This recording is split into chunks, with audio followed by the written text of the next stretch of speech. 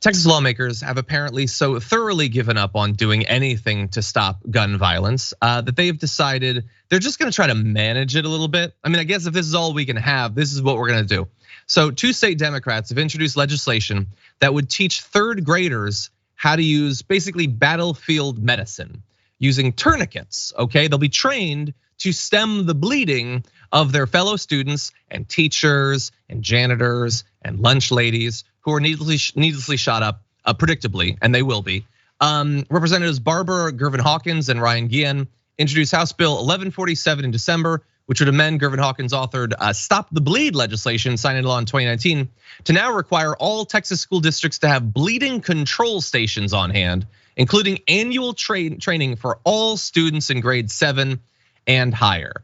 So basically they're gonna, they're gonna have tourniquets approved for use in battlefield trauma care by the Armed Forces of the United States, chest seals, compression bandages, bleeding control bandages, space emergency blankets, latex-free gloves, markers, and scissors. And thank God, because they're gonna need them, because while they have a lot of stuff to control bleeding, they don't have anything to control guns. And so there are a lot of 7th and 8th graders out there that hopefully will become little mini Doogie Housers or Dr. House or something like that, because they're pretty much all that's gonna even theoretically save the lives of the kids that they're in class with. By the way, can I just point out, this story we produced for the Power Panel last Friday.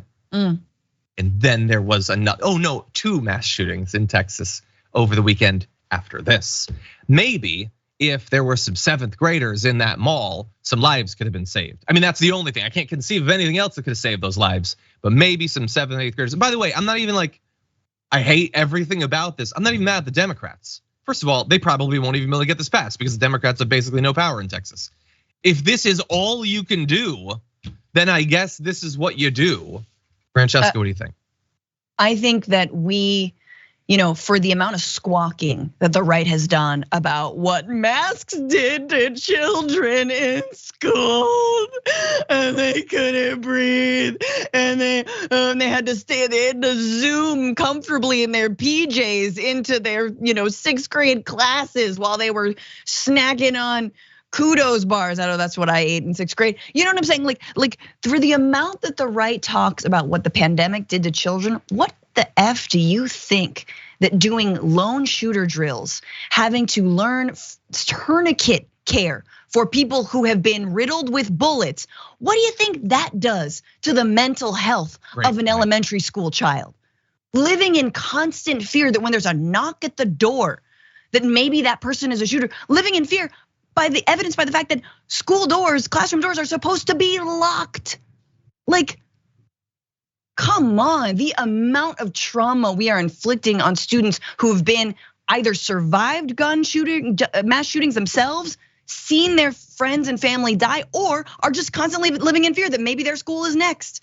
Get out of here. Yeah, again, it's you know what it is? It's like if you imagine a potential shooter who's gonna go to a school, who's gonna gun down kids. Imagine all of the points where you could stop that. Like I would ideally like to stop it before it happens by screening people, by not allowing them to get the guns, all of that stuff. But I feel like the Republican solution has been getting closer and closer to the death of the kid always. Like at some point it was like lock the door, have a guard. Maybe the side doors or whatever. Eventually it's lock the interior doors. Then it's have backpacks that have shields. Now the bullet's just inches away from their body. They've given up on that. Now the bullet's in the body. Let's try to keep as much of the blood in the body as possible. Like the point at which they will protect life has moved so close. No, it's absolutely, and they know it's absurd. That's the thing, you guys, they know they're being absurd. They are trolling us. They are mocking us at this point, which is why the only thing left to do is to actually take action, to not let this go ever, right? That's what you have to do. I mean, we have to take our lead from the students of Marjory Stoneman Douglas, right? Like they showed us the way. Let's continue. We're reaching a year, John, from Uvalde, right? And even then, talking about keeping the this week. Keeping the blood inside children, how did that go down with the cops who were waiting outside like cowards for what was it, an hour? Almost 2?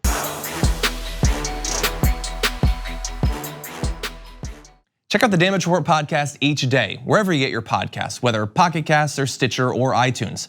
You can join me as I give you the news and stories you want, with a range of co-hosts and interview guests jumping in on the fun each day.